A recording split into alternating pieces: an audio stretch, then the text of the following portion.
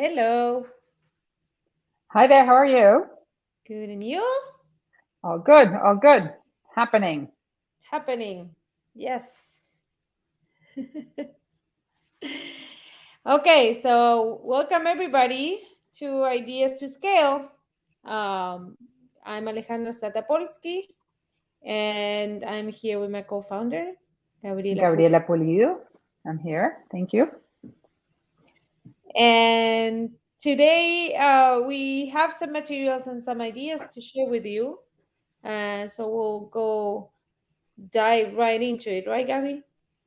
There we go. So we're trying to figure out what's happening in our world and what's connecting. And we wanted to figure out that everybody's facing this overload or infoxication. Remember when client told us that it was more on the what is recession? It's either correction, recession, crises, whatnot. So in our mind is like one way or another, you should figure out a way to go forward and reduce the noise that's generated.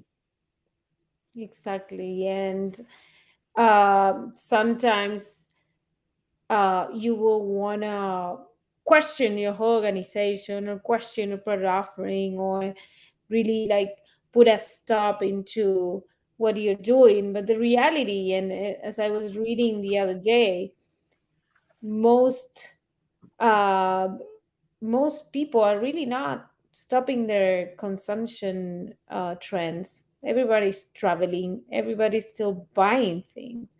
So we're not sure what this is, this noise, what it is. Yes, most people say and most experts say we're going into a recession. Um, but what we're here to tell you mostly is how do you go through it? How do you make sure you come out of it um, in better shape and a better standing where you are, right? That's right. And from a branding and communications perspective, is basically what we're saying is like crisis, change is a norm. So whatever we're figuring out is giving you strategies, giving you things that tricks from the trade that we've been reviewing and advising our companies for many years in terms of how can you make it? How can you get to the next phase and like Ali was saying, on a better shape, with a better shape? Exactly. So, what's the biggest mistake most people do, Gabby, right now? The first, let's cut costs. Let's cut marketing. Let's cut any type of investment that's sales, marketing, and that's like short-sighted, no, or narrow-minded in a way. And let's not, strategy is a luxury.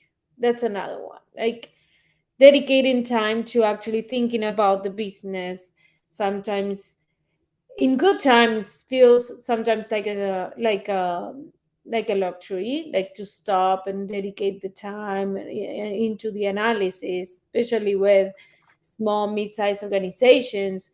But um, in unstable markets or in unpredictable markets is even more important, right? Like it's not a luxury, it's a need. Really thinking about your organization, your market, your target, um, giving yourself the space is actually now a complete need, not a luxury. And yes, me coming from the marketing world, that's the first thing everybody says. No, let's not put money into marketing. Let's stop advertising, or let's stop anything that is superfluous. Um, but really, even if, let's say, an organization goes through a lower cash flow phases or lower revenue, you still have some time and you should still make the time and invest the time, even if it's not the dollars, into the strategy, into branding, into thinking about your positioning in the market and your solution to the market and to your target. Yeah, and figuring out that headspace that you want to protect, because we've seen. on and all these crises that 2808, and we've seen plenty cases where heavily branded firms or uh, firms that actually maintain or keep their momentum in terms of efforts, need not to be big budgets, but at least efforts into thinking about their brands, about the position, about the communications. They got better off out of that crisis. So we're seeing it today. We've seen it before, and for us, in a way, that it's a big mistake to put it aside. Just face it and realize that if you're closing one inflow, it's going to affect the whole system, the whole customer journey in a way. Exactly. So let's dive into the what we think are the mindset that we should get into, right? That's right. In terms of, we see where others see recession, we see opportunities. We see how might we do breakthroughs and figure out a way of going through the norm. But if it's recession, how can I cater to those clients that have to get some type of my services, and figure out that value proposition so that it really resonates with the need and the actual pain points that the client or consumer has. So we invite you, and this is a challenge. I know it's a Gabby, you're talking about all this and everything, all these noises. Like, we see opportunities, we see things that you can position, you can have that space, um, and master that space if you think, and this is, we want to go forward, this is what we recommend. Yeah, and that makes me think of an exercise we do very often. That is, what are the messages and the reasons of your target to engage with you? And why do I bring this up here? Because it's not that you need to change your whole strategy. You have to go back and see, to connect with your target, where are they in their headspace. If you know, if there is a change in the market and there is a change in behavior, um, the change should come maybe from the way you respond to them and the way you connect with them, other than that, starting from scratch with the organization. And we say that because for us, and going into our next point, is you have to become your client's first option, no matter what the situation of the market is, right? You want to be there for them regardless of where we stand or what's happening out there, what the noise is out there. Absolutely, this is a very interesting case. It's trending, it's liquid death, it's just plain water, it's mountain water in a can, in a way. And don't be scared, it's just water. It's like, what is it that they're solving for? They have the clients first, the consumer, when they have this can in their hands, they're signaling that I'm not drinking any hard seltzer, I'm drinking this water, and it's okay to drink this water. And just like, gives you stature, gives you statement, and they honed into that need. And we bring this up because it's people saying it's just a water in a can. It's like, yeah, it's a very well thought of solving for a special specific need of a consumer, that they don't want to drink water, or they don't want to see that they're less because they're not part of the party, in a way. Yeah, and at the same time, they're actually going against all of the other drinks, because they're like, it's sort of like, okay, I'm actually taking care of myself. I'm not drinking something that's not good for me, but making a statement while you do it, right? That's But right. And that brings back to the questions, like, why is a consumer, why is somebody like myself, somebody that's like, why is he hiring the brand and hiring that water in a can? And that's the reason that we need to go back in and understand what's the reason behind it. And this is the right moment to do so. exactly. So we keep talking about that, and then they started with why. It's sort of our motto, right? Yeah. And it's because it has no time to it. It has no market swings. It has no market. Whenever you're really connected to your why, it really doesn't matter what's going on in the world, because you're really working towards that. And that's why we go back to this, because it gives you the peace of mind that you're working towards your success no matter what. And it really clarifies the decision making process for everybody, for you, and we'll talk about later for your team, right?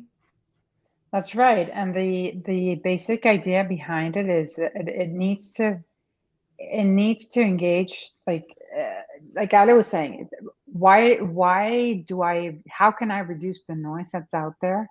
Is you concentrate on why you're doing things and why is the essence, why the reason of your existence, of your company's existence.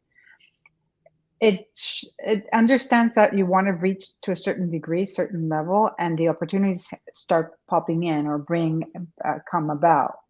So be true to that why, and this is part of, most likely you know already, this is part of the Simon Sinek approach. He's been on and on, a big believer of this essence of start with that construct that says, why do you exist and why would people hire you? Yeah. And why is it, that you exist? What impact do you expect to make in the world? That why Absolutely. is really, really important.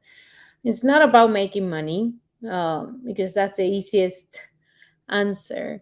So sometimes that exercise takes time, it takes effort, and it takes really, digging into emotional reasons from, that have, if you're an entrepreneur, that made you go into business, or if you are, well, yeah, mostly with, it starts with the founder, right? And you want to make sure that the whole organization knows about that too. But that's one thing, right? Really make sure you know why you're in business, and make sure you have uh, that true emotional connection to the reason you're in business. Like for instance, our why is a we love to solve creative challenges to scale with the branding and communication side. So any challenge that Ale and I and our team and Colombia, Venezuela, Mexico, and here in the US, any type of challenges that we face is like, okay, let's how might we creatively solve this? Yeah. And with this angle, we look for opportunities, and that gives us leads us to the next slide. It says, okay, how do we look into the 3 steps ahead? How do we figure out a way um, to reach out for opportunities and provoke new patterns of thinking and understand that it might the linear path or linear thinking might not make it. You might not make it eventually. So you want to figure out a way, okay, if we add these ingredients to the whole formula, where does this leads us to? And we've done it with crypto fund. We've done it with even the NFT launchpad that we're launching. It's things that what can happen. Yes, the NFT prices are down. Yes, but things are also still relevant. How do we think beyond the fluctuations of the market of an NFTs? And that has been super interesting. And for you guys out there, it's try to figure out what is out there. Is that's not linear? You go straight. Look at the boundaries. Look beyond the boundaries. How you can reach different solutions. You might find it. I don't know, with your children's homework that you're trying to figure out how to do the homework differently. No, Yeah, Ale. yeah, and it's going back to what we said, if there is something you get out of this talk, I would love to get out of it saying, yes, there is a ton coming at me from every single angle. There is a ton of things happening in the world, but let me dedicate just a couple of hours to really sit down with no distractions, and think about what are my options for the future, really, like, where can we go? And it's not, as Gabby was saying, a straight line to more revenue or a straight line to new markets. think creatively about what's in your whole ecosystem that could help you grow, and what are the solutions that could help you grow throughout the services to your clients, throughout partners, throughout your vendors. There are many, many factors playing in your ecosystem. So open up your mind, sit down, open up your mind and see, okay, what's phase one of growth? What's phase two? What other solution can I come up with? And dedicating that time, as Gabby was saying, that's part of our why, because we love challenging and getting things unstuck, getting people unstuck, getting organizations unstuck whenever there is a lack of growth, or there is a need for a second phase of growth, or there is a this actually you just don't know where to go, or you forgot where your inspiration was coming from. These type of exercises really do help, inspire yourself into different types of solutions. And so that's our second tip, basically. And the third one, which is very, very, very key, um, right now, everybody, no matter the size of the organization or where they are located, because it's a worldwide problem, the the swift and the change in the way we relate to work is really impacting all types of organizations. Besides the layoffs, besides the trends of independent work or freelance work, there are many, many factors, the generational transition, there are many factors aligning the ability of organizations to attract talent and retain it, right? So for us, the communication and alignment coming from your why is a huge answer. Well, actually, there are two factors, right? We work on values and we work on alignment. Um, And coming that from, yeah, go. and no, and one of the things I've heard the other day, like culture eats strategy for breakfast. Yeah, So the basically what you have in your system, you can shape it. So I don't know. I know culture, you can't declare a culture, but you can model it and you can shape it in a way that makes sense for your company, for your why.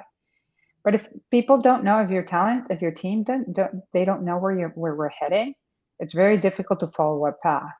So what's not communicated is not known.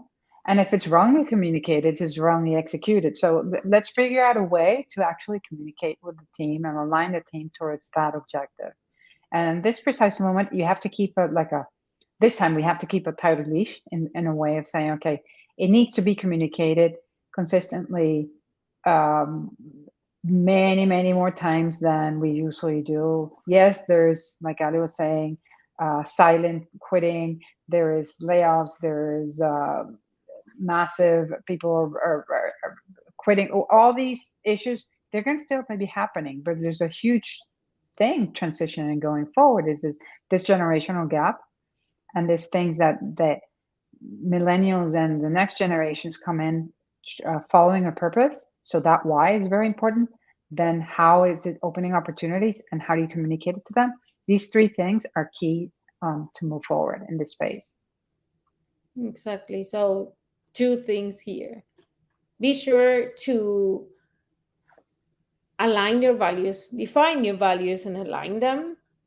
Hire and fire based on values, not based on capabilities, because you can teach somebody how to do, what to do, but for them to really do it, or uh, buy into your organization, that's a whole different story. So for them to buy into your organization, they have to, one, share your values, and two, see and share your why and where you're going. And for them, it has to make sense, because if it doesn't, it's that much harder for them to really get motivated into working together.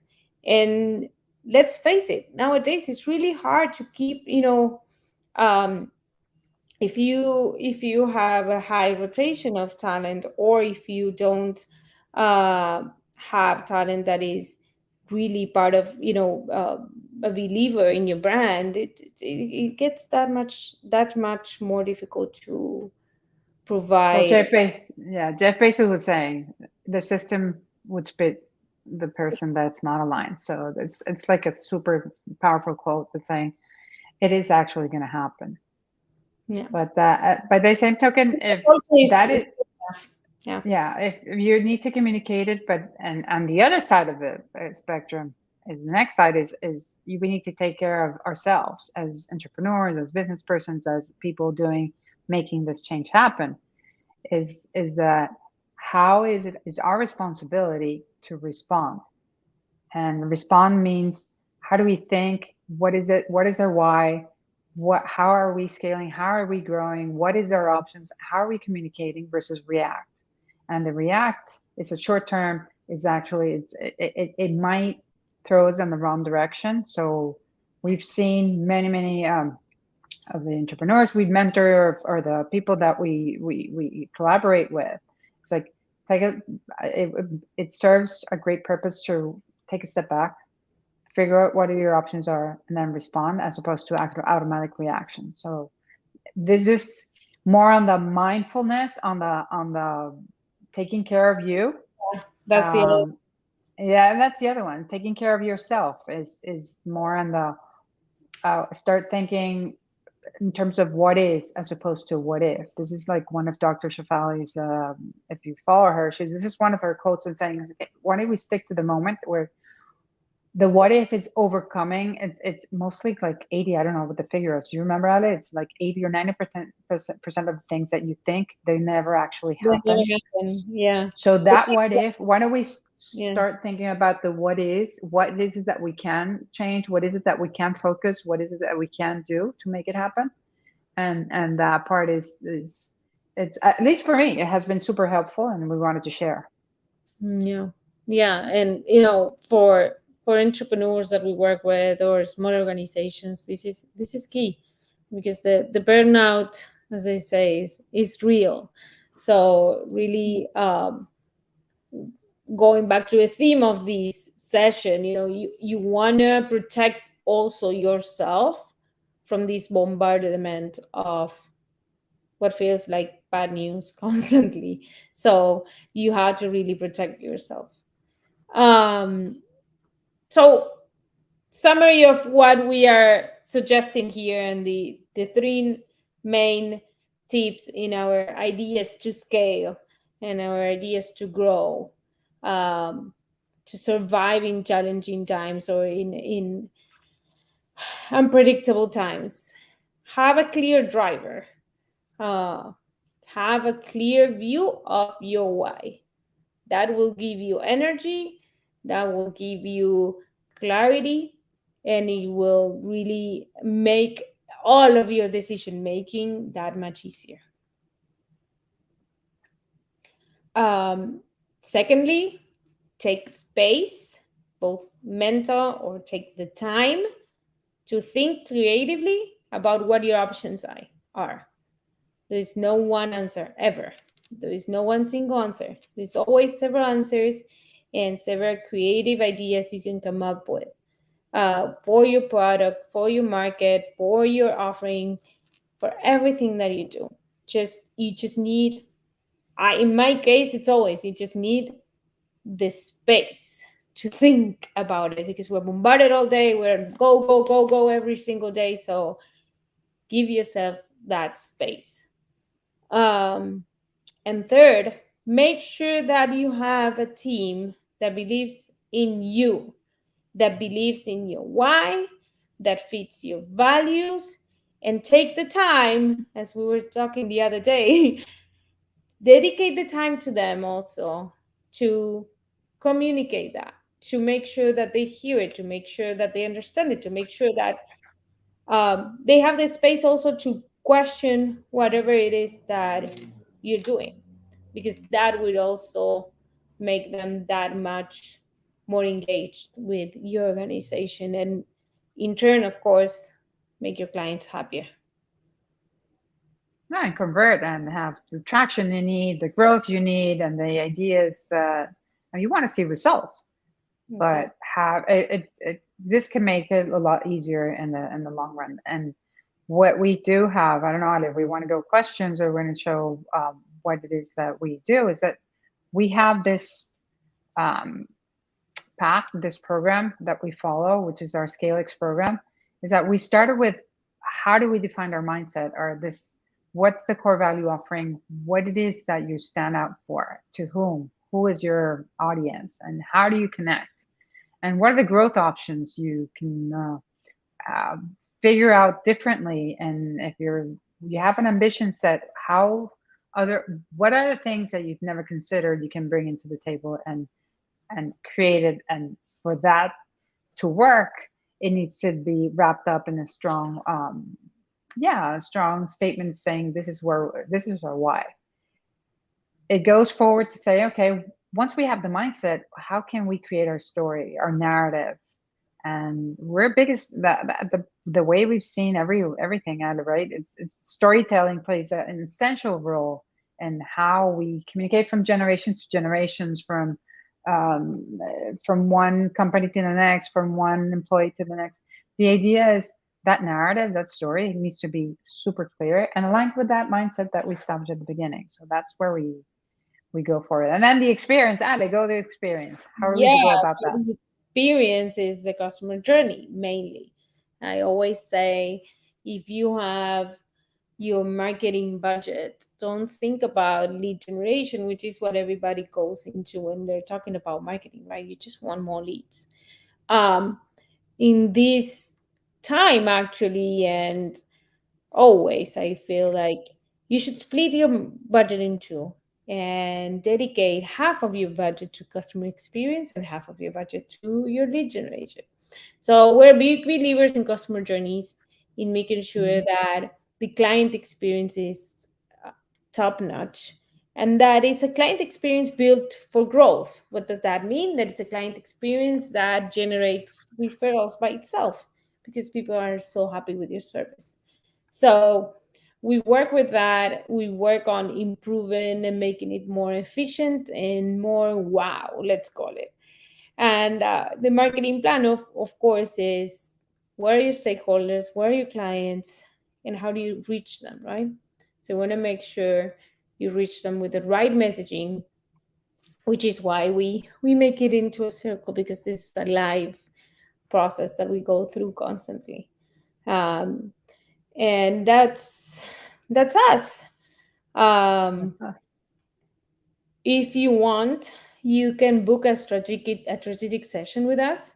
You scan this QR and we'll take you to a little form in which we can think together about how we can help you improve all of your organization and help you grow and set your path for growth. Well, I hope this was helpful. These are tips and things we've been seeing. I know many questions can arise, so we're open to hearing your thoughts and comments and how we can make a difference in your part of the world. Thank Yeah, you so much for joining. thank you. And if not, just send us a message on LinkedIn. We're always there. You can find us, and we can take it from there. Thank you. And our website also, it's scalto.com, so that we can see you there. All right. Bye. Ciao.